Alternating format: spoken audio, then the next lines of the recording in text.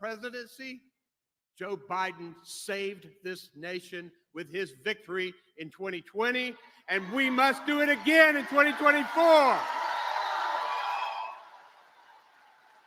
But it's going to take all of us. So now, for the next 117 days, we have to be on the doors, on the phones, on social media, on our cars, on top of our game to stop Donald Trump's dark vision of America and make sure that Joe Biden and Kamala Harris can finish the job they started. Thank you, Greensboro. Let's make sure that North Carolina is blue for Biden. Thank you very much.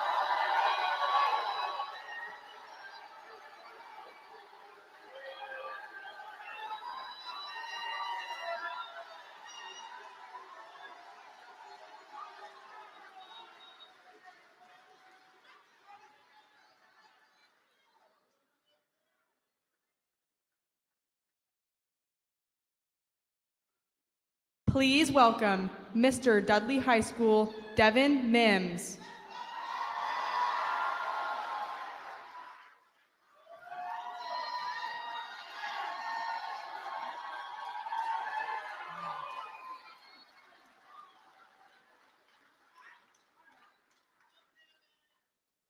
Good afternoon, Greensboro. My name is Devin Mims, and as this year's Mr. Dudley High, I am so excited to welcome you all to Dudley High School today. Go Panthers! And I am honored to be welcoming Vice President Harris back to the Tar Heel State for her 6th visit this year.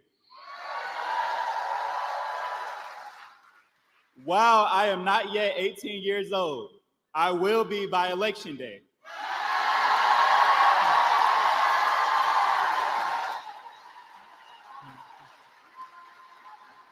And when I go into the voting booth for the first time this November, I will remember that President Biden and Vice President Harris are the only candidates who are fighting for North Carolinians, and that Donald Trump is only fighting for himself.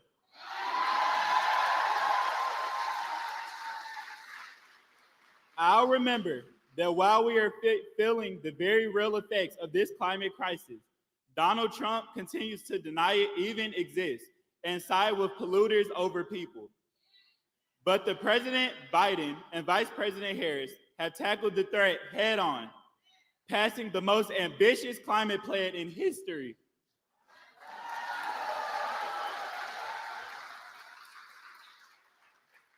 I'll remember that while Donald Trump wants to repeal Obamacare, President Biden and Vice President Harris are fighting to protect it. The reason I and so many other young people have peace of mind knowing we can stay on our parents' health insurance until we are 26.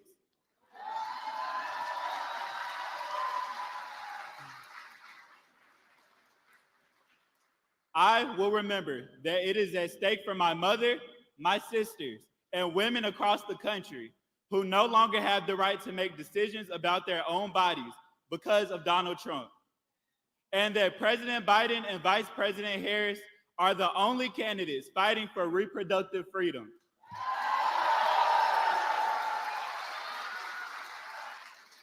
Most importantly, I'll remember who lies and who tells the truth.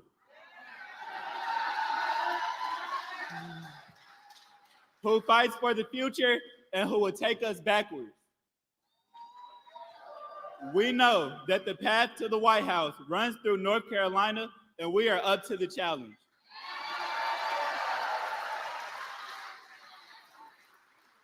All of us in this room are going to be critical in sending President Biden and Vice President Harris back to Washington so they can continue fighting for our communities, and I look forward to working hard alongside all of you to make it happen.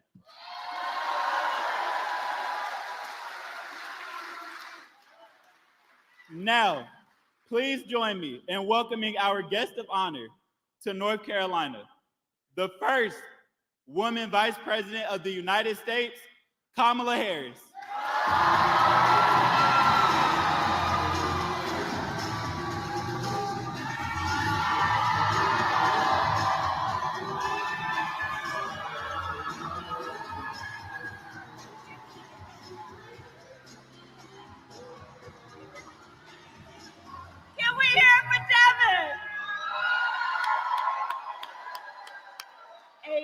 rising senior, a soon-to-be voter, and one of our nation's incredible young leaders. Devin, you are spectacular.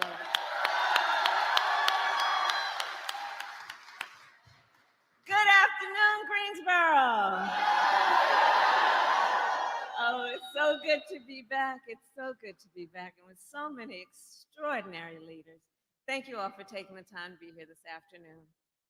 I want to acknowledge my dear friend, Governor Roy Cooper. He came backstage. I said, Roy, you tore it up. And you know, he and I have known each other for years because when I became Attorney General of California in 2011, he was Attorney General of North Carolina. So we have been working together for years. Roy, I thank you for the partnership you have given President Biden and me. You've been extraordinary as a leader. Can we hear it from you? And Mayor Nancy Vaughn, thank you for your leadership and for greeting me so warmly on the tarmac this afternoon. Thank you, Mayor. And Chairman Alston, I thank you for your friendship and your leadership and all that you do. Thank you. Thank you. So it is good to be here in this historic place and to be, please have a seat for those who have seats. It is good to be with all the leaders of this incredible community and the leaders who have always here been on the front lines in the fight for civil rights. As some of you may know, my parents met while they were active in the civil rights movement.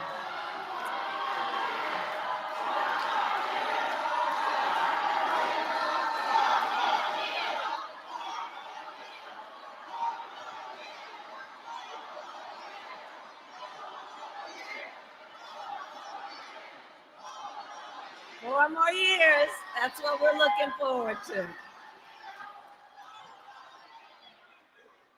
So as I was saying, this is an extraordinary community of people who have always fought for civil rights and for the rights of all people to speak when it is their turn to speak.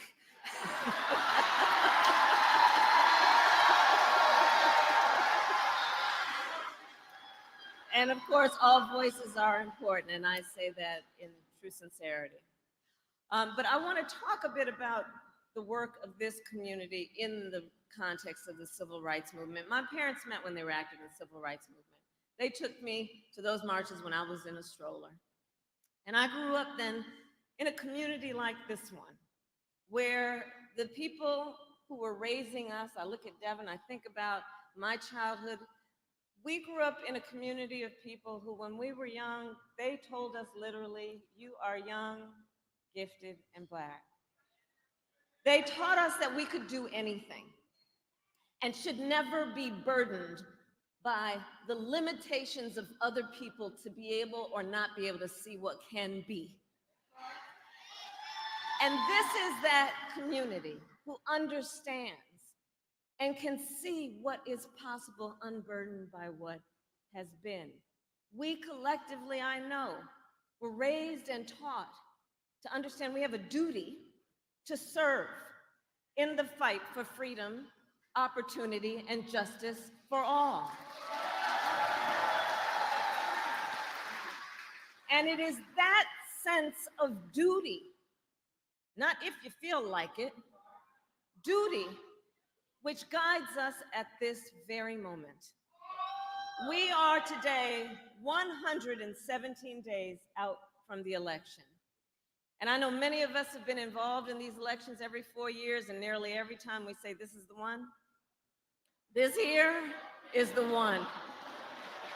This is the one.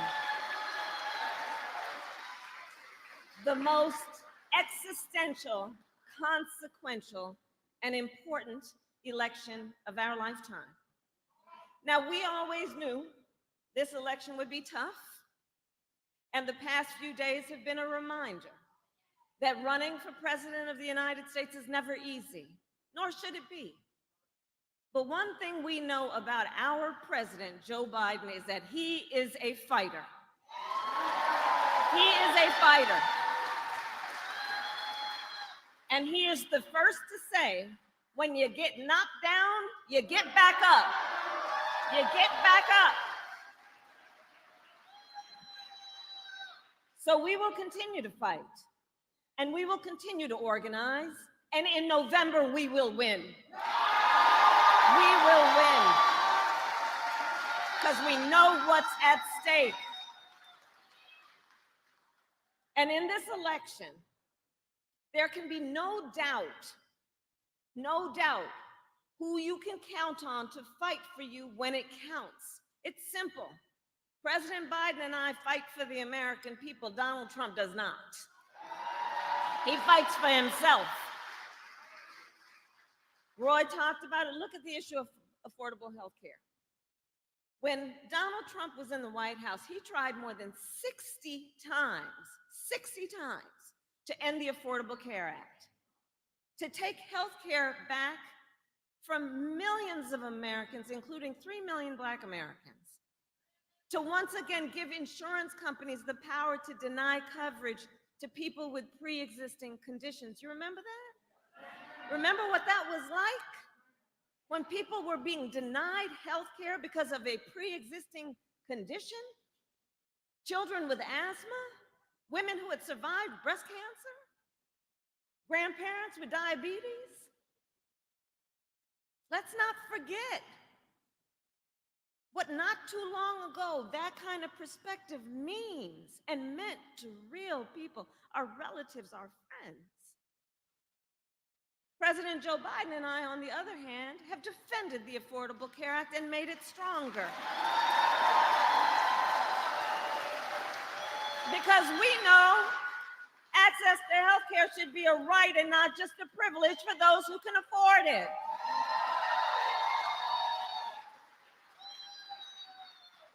With your support, we also have the strength to finally take on Big Pharma and lower the cost of prescription drugs.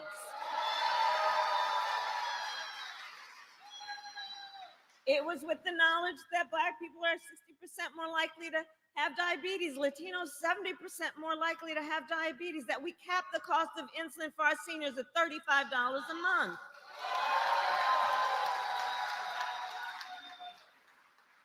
Because we listened and heard and are clear about who we represent, we are finally making it so that medical debt can no longer be used against your credit score.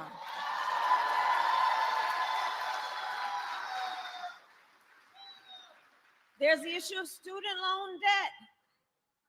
When Donald Trump was in the White House, he tried to end student loan forgiveness for public servants.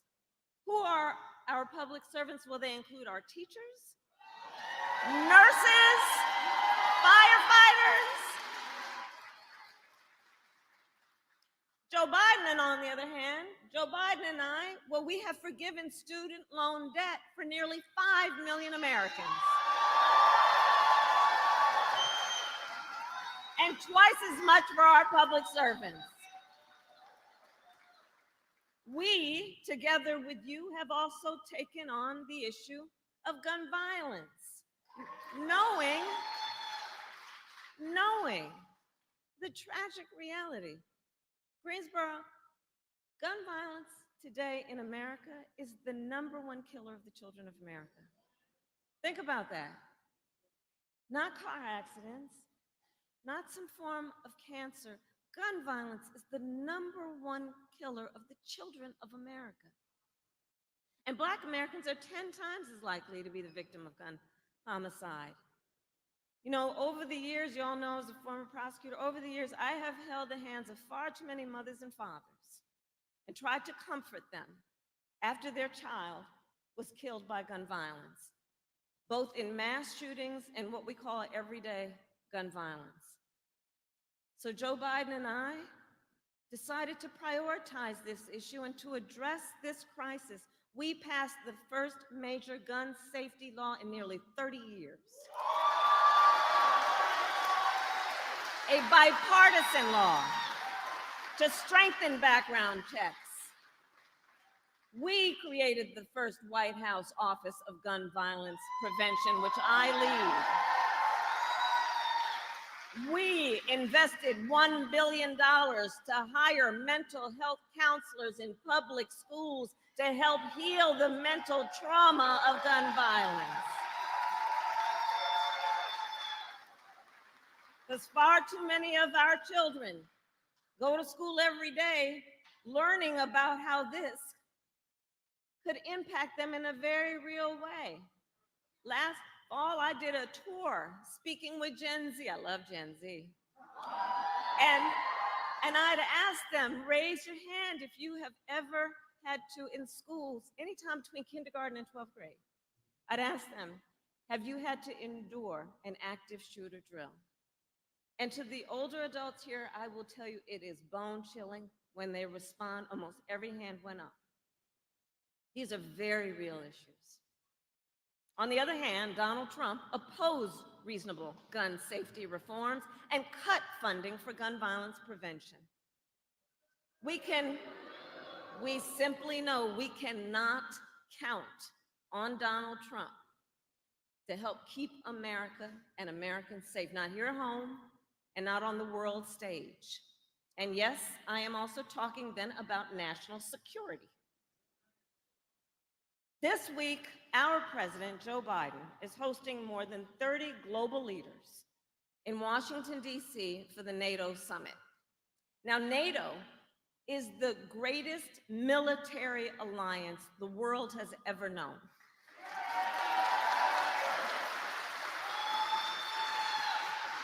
And thanks to our president, Joe Biden, if there is one single person who deserves credit in the world for strengthening NATO, making it stronger, making it more united and more effective, that is Joe Biden.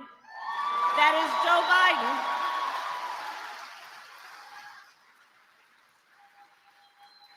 And having made it more effective, then together with our allies around the globe, we are standing up to the dictator Putin. All to ensure America is strong and Americans are safe.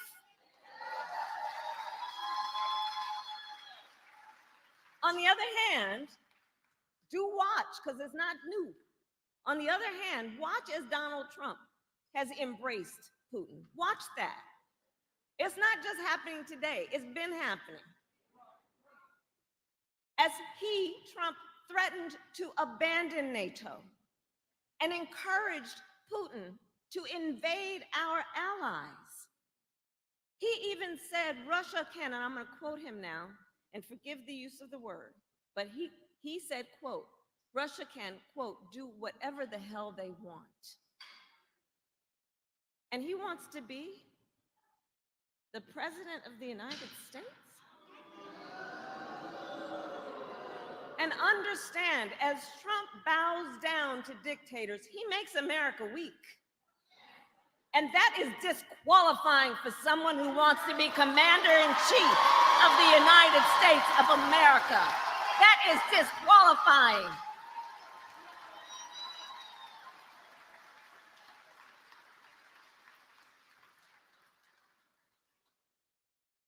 So all of this to say, there is so much at stake in this moment.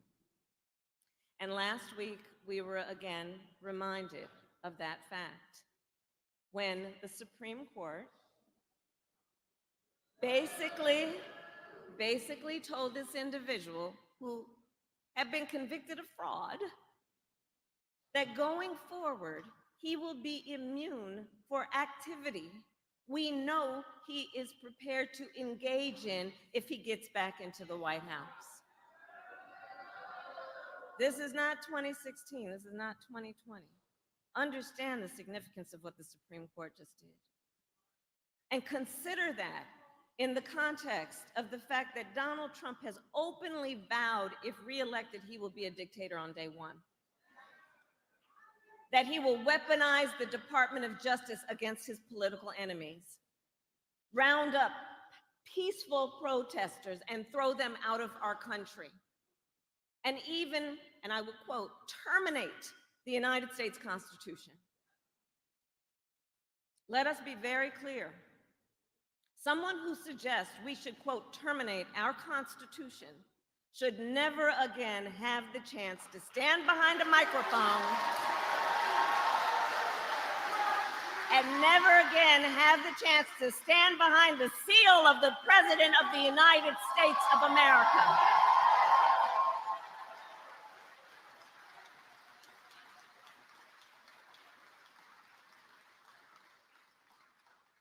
And some of you, of course, have heard that Trump's advisors have created a 900-page blueprint for their agenda for the second term if they were to have one.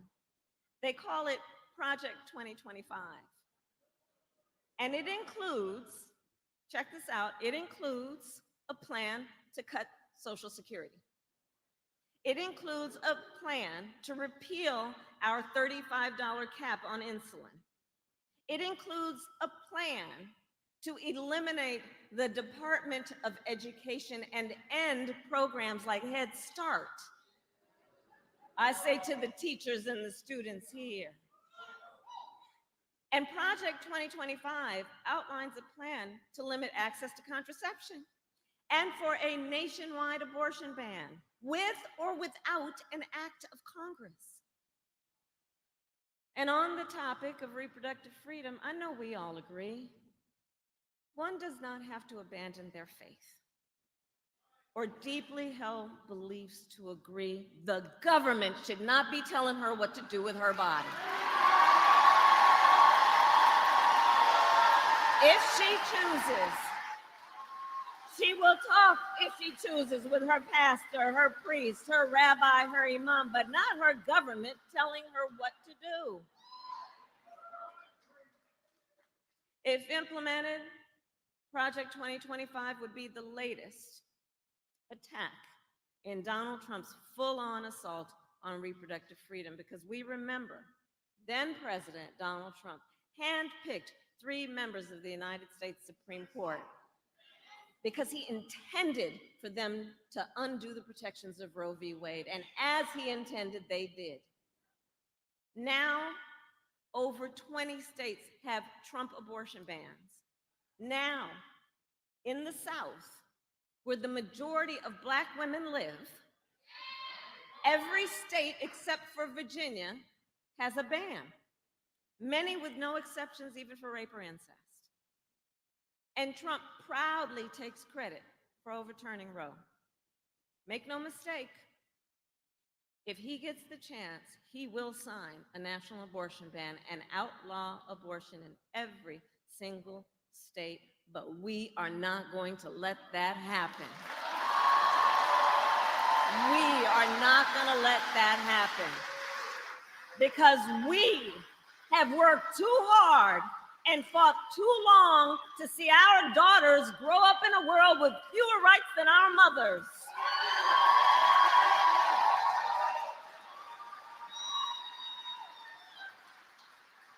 And when Congress passes a law that restores the reproductive freedoms of Roe, our President, Joe Biden, will sign it.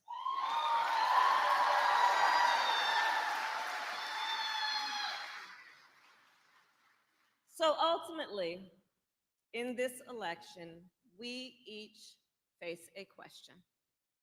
What kind of country do we want to live in? That's the question being posed to each one of us. Do we want to live in a country of freedom, compassion, and rule of law, or a country of chaos, fear, and hate?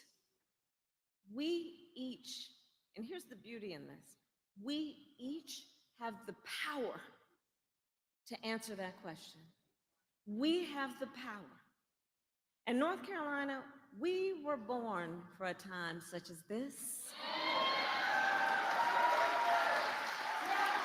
We were born for a time such as this. If the Supreme Court says the laws do not apply to Donald Trump, if extremists in Congress continue to bow down to him, if people like Mike Pence are not around to stand up to him, our last line of defense is the ballot box.